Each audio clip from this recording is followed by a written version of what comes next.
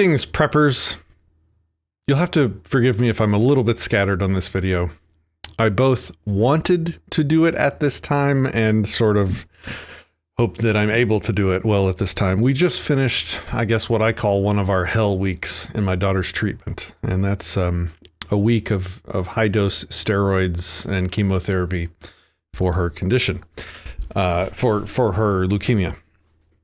And what that means is that, you know, we have a ragey little girl in the house for a week that is very cantankerous and disagreeable and emotional. And it's basically parenting on very hard mode for a week. But it's all very fresh on my mind, both the difficulties and how hard it can be sometimes to get our children to make deals with us for the things that we need them to do if we are to be good parents. And so I wanted to make this video on this topic while that was fresh in my mind. So I was initially going to do separate videos for two very fundamental core tools in the toolbox of peaceful or principled parenting. But they're kind of always linked and you kind of always see them at the same time. So I guess we'll just put them in one category and make multiple videos if and when and as we need to.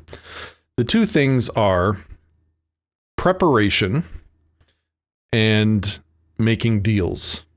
Said another way, it's sort of informed consent plus, well, getting consent, taking the time to get consent to the things that you want or need your children to do.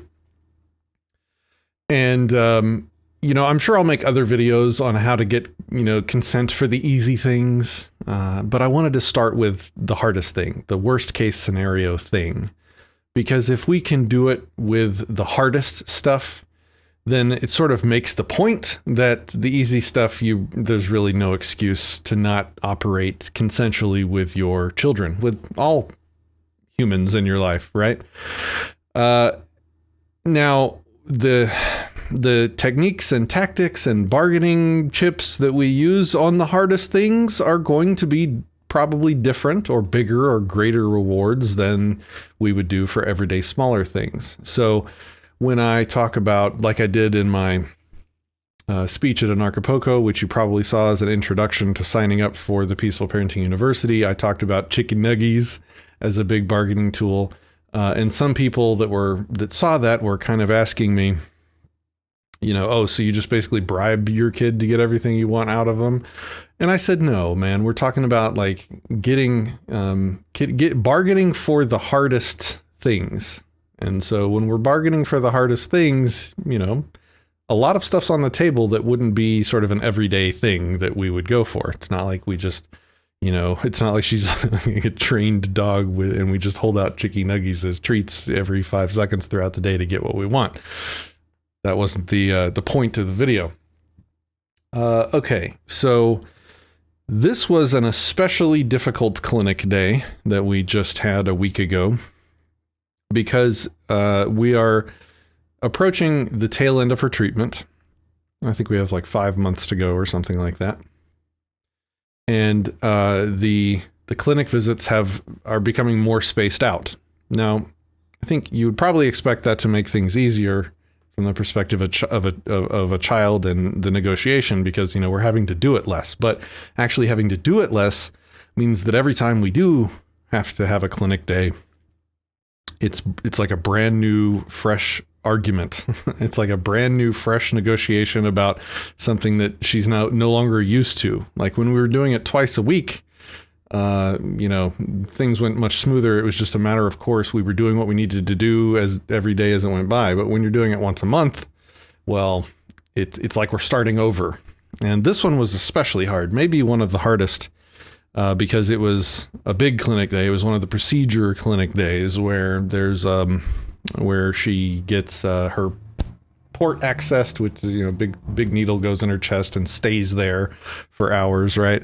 And they, you know, put all kinds of medicine in the port. And also because it's a procedure day, there's this white medicine that they use to put her to sleep, and she absolutely, for the past 2 years she's been going through this, just hates the feeling of being, you know, forced unconscious by this white stuff. So that's a huge contention point for her.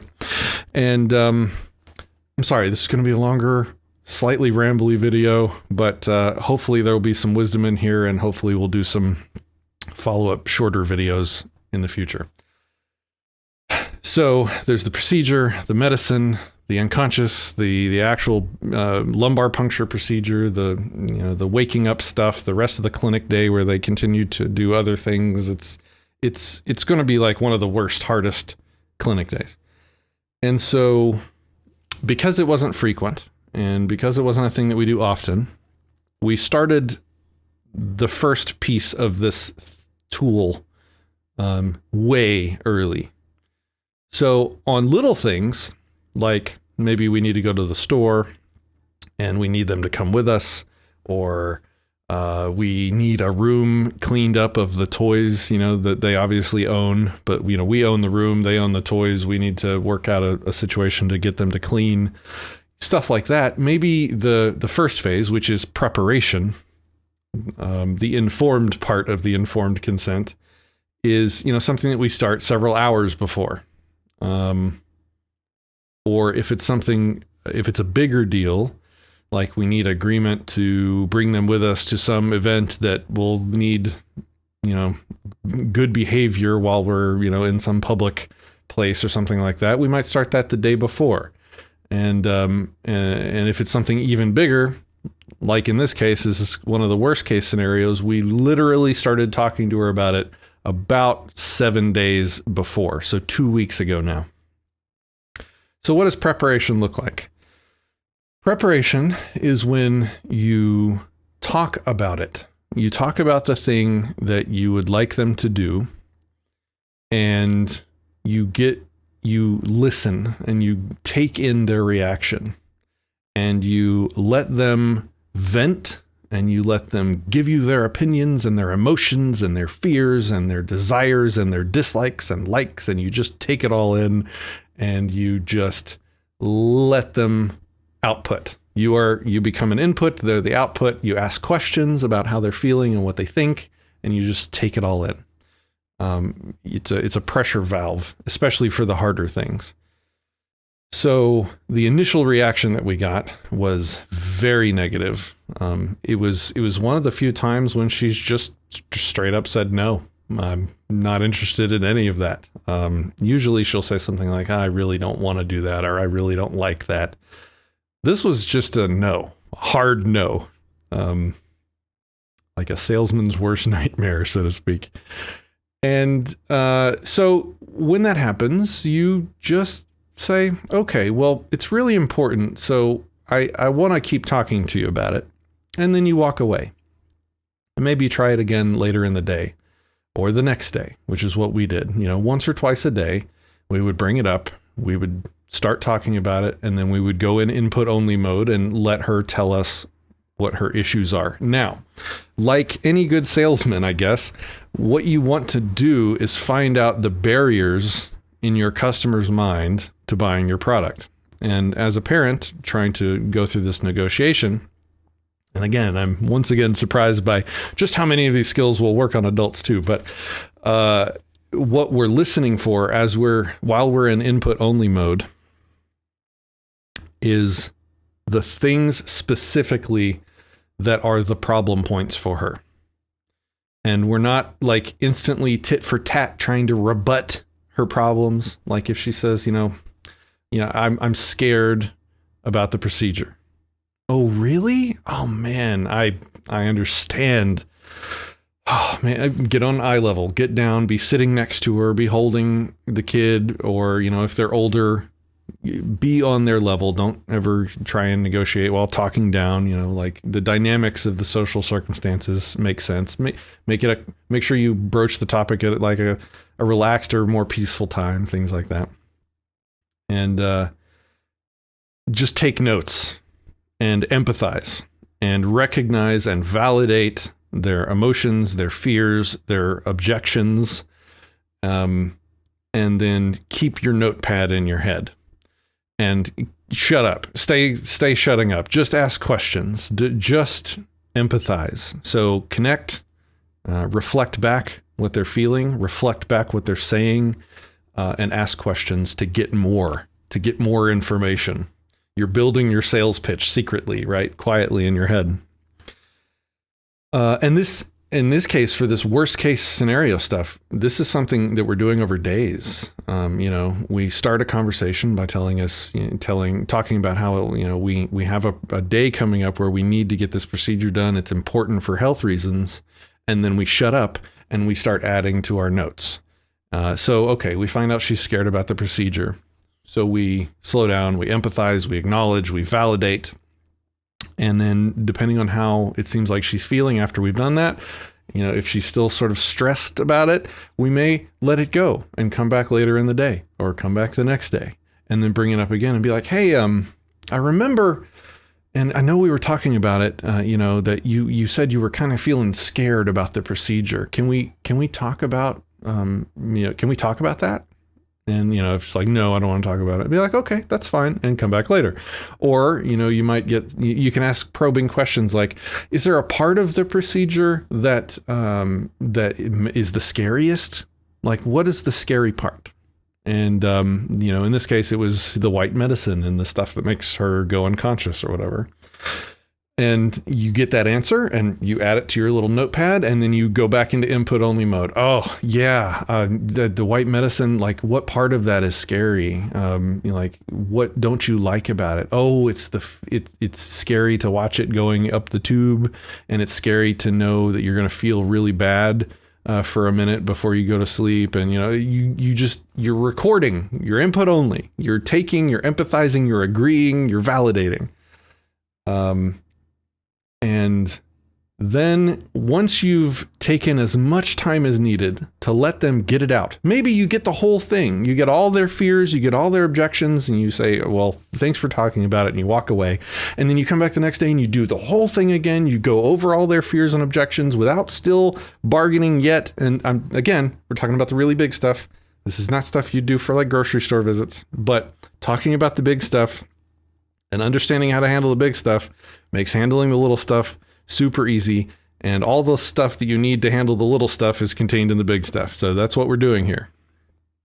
So like I said, maybe you do the whole process twice on 2 separate days, and you still have not even pushed back yet. All you've done is ask questions and empathize.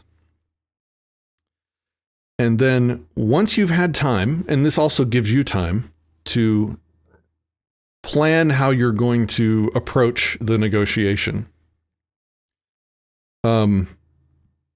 Think of how you're going to describe the different situations in language that she'll understand. You have days to do this as a grown adult. This is your job. So when you're ready to negotiate, you'll start up the conversation again, probably in the same way you started it up previously. And maybe this time, without ever, telling them what they're going to do. Obviously, never do any of that. Obviously. But maybe you'll start by saying, do you know what the procedure's for? And most likely they'll say, no, I don't know what the procedure's for. Well, I bet we can figure it out. Do you want me to try and explain to you what the procedure's for and what they do when you're asleep? And, there's usually some level of curiosity there. So you can describe, well, the procedure's kind of crazy, right? They take this really big, long metal needle and they stick it inside the middle of your back all the way like deep inside. And then they squirt some medicine in there that will kick out the icky sickies, let's say.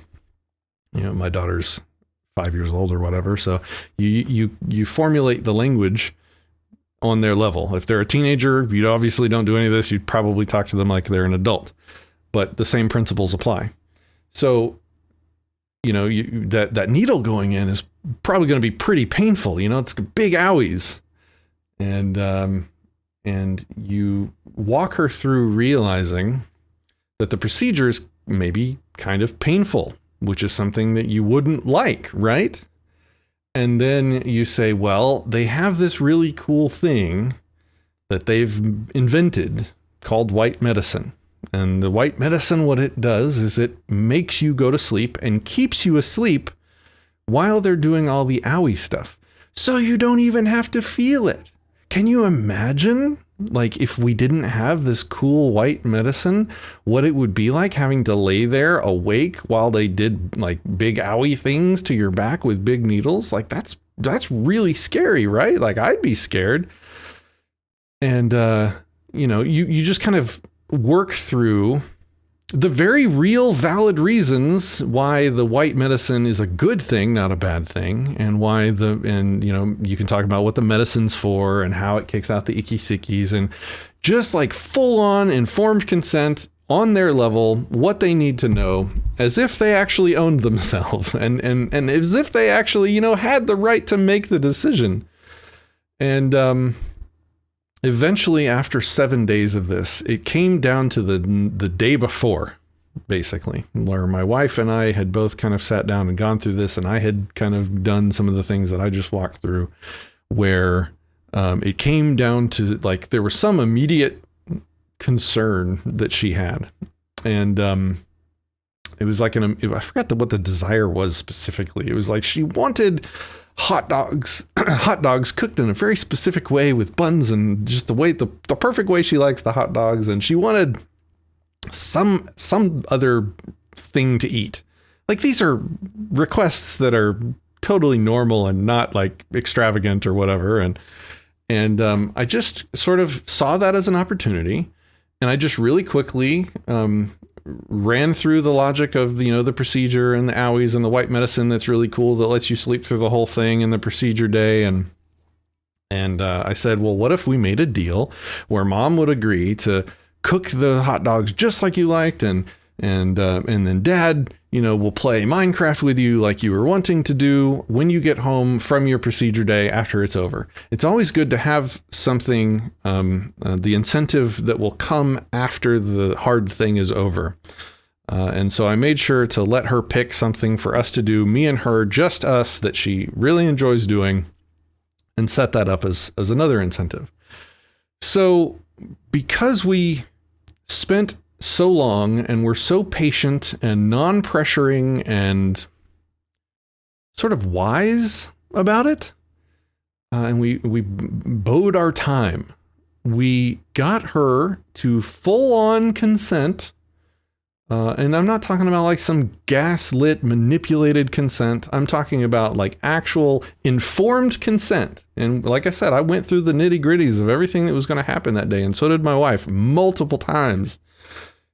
So it's not like we, manipulated her in some way.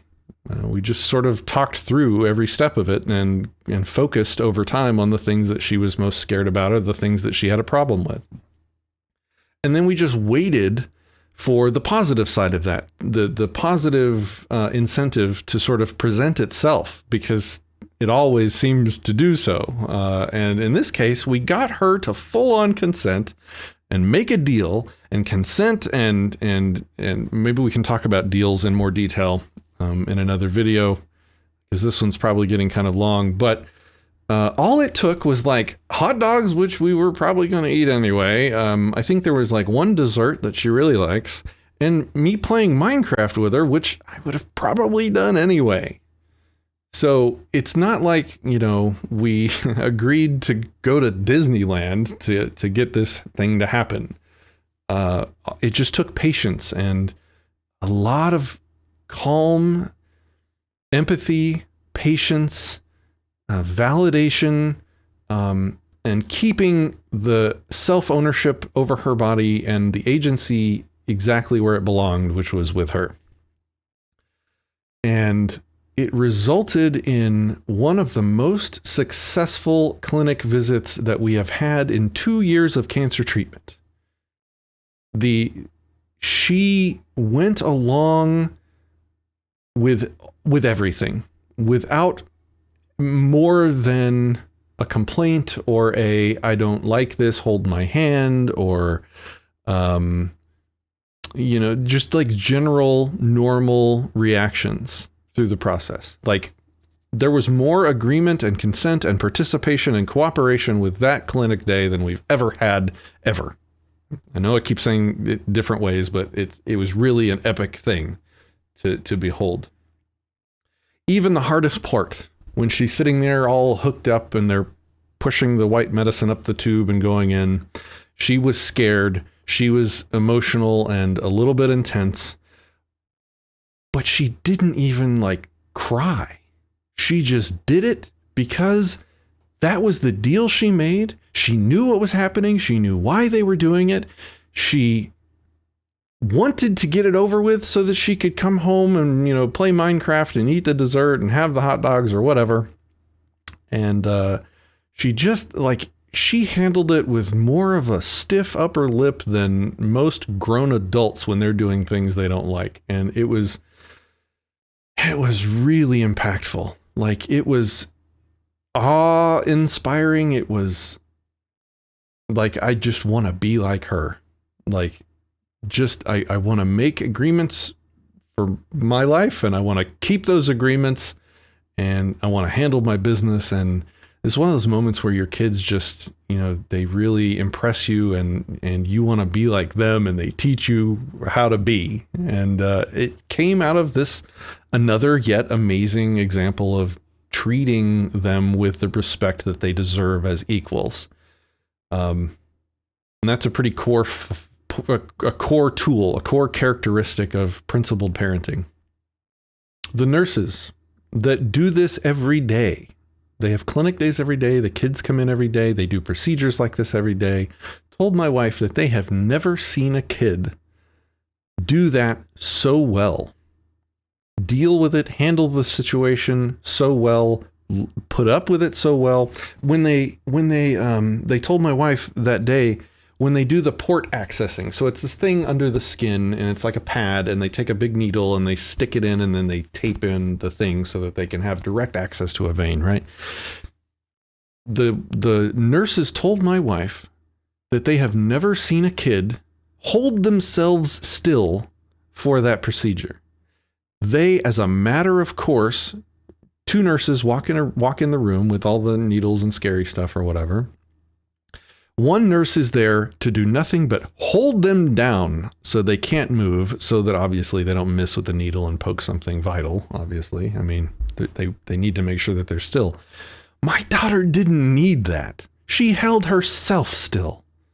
And they told my wife they've never seen that. And, you know, like the nurses will come in and they do this like really like manipulative thing that that we see as sort of red flag bad things, but they come in and they're like, hey, friend, you know, we're friends and you're our friend and we're going to be friends and we're going to do this thing. And then they hold them down and stick them with a needle. It's like a terrible lesson. That's not what your friends do. Your friends don't violate your consent. Anyway, that was a side note. But I just wanted to use these worst case situations and scenarios as the proof that not only is it possible, but it's practical. And not only is it practical, but it is way better and provides way better results than the forceful way, the traditional forceful parenting style where they just make things happen and they don't ask for consent. You know, maybe they tell the kid the day before, hey, we got a clinic day tomorrow. The kid, you know, cries and says they don't want to do it. And the parent's like, sorry, we have to. And then that's the end of it. Well, not only does this work, not only does not doing that work, not only does the peaceful, principled way of doing it work, but it works near infinitely better. And the last thing I want to mention is just a quick highlight on the deal-making part. There seems to be, and you know, maybe this is just me and I could be projecting on everyone else, but I'm pretty sure this is normal for people, that when they're in that moment of needing or asking their kid to do something that they need to do,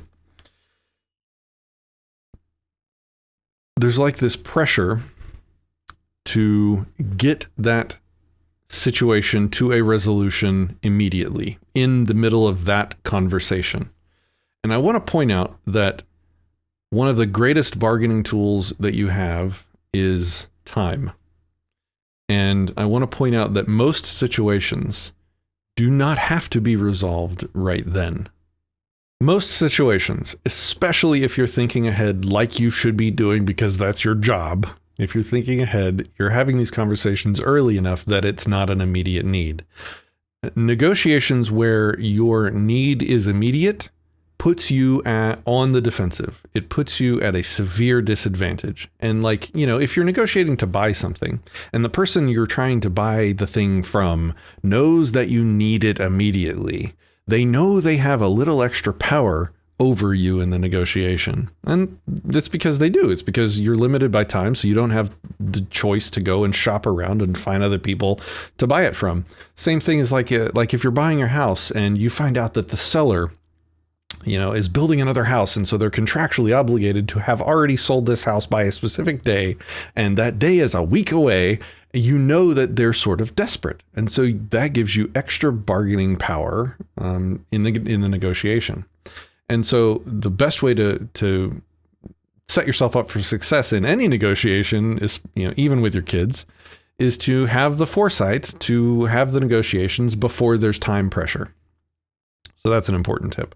But so I just wanted to highlight that even when there isn't time pressure, I think we often feel like there is. Like when we get the no, when we pitch the idea and we get the no, and we just got shut down. I think there's just a need to resist that rather than say, oh, okay, well, maybe we can talk about it again later, or, sorry, well, I'll come back later, or, just say, oh, okay, and walk away and wait till the next day, or, 4 hours later that day, or, 2 days, or just let the time pass, let the pressure release, let the idea of the thing that you need to happen sink into their head, and, let them give them time to process it.